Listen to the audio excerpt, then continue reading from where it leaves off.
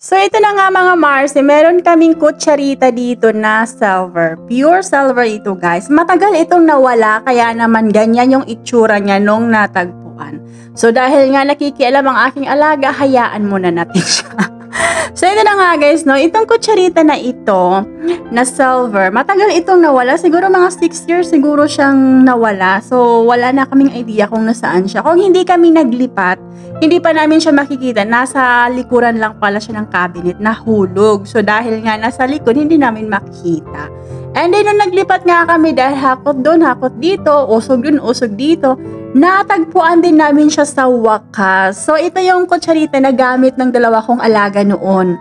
Nung mga baby pa sila. Ito yung pinaka, alam mo yung sinasabi na pinanganak na may silver spoon. Ano basta ganon, pinanganak kang may silver spoon sa bibig. Basta, ayan yung mga alaga ko. Yan yung mga kutsarita nila noon.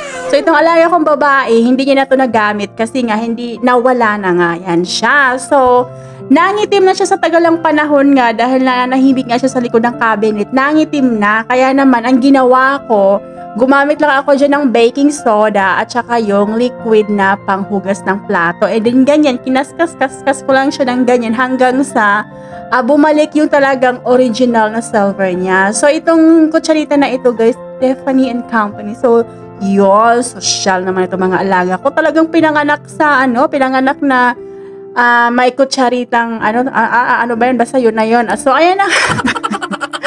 So, tingnan nyo naman. Kaya naman kapag may mga silver kayo dyan na nangingitim na, anuhin nyo lang ng baking soda at saka yung sabon.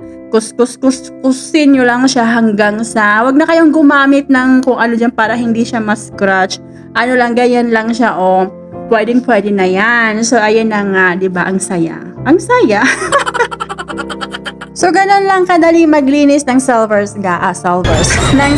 guys. So, ayan na. Bumalik na yung kanyang pinaka, original na kulay. So, natanggal na yung mga itim-itim. Kasi talagang nangingitim talaga siya nung nakita namin. So, ayan na siya guys. Tingnan nyo, diba? Galing.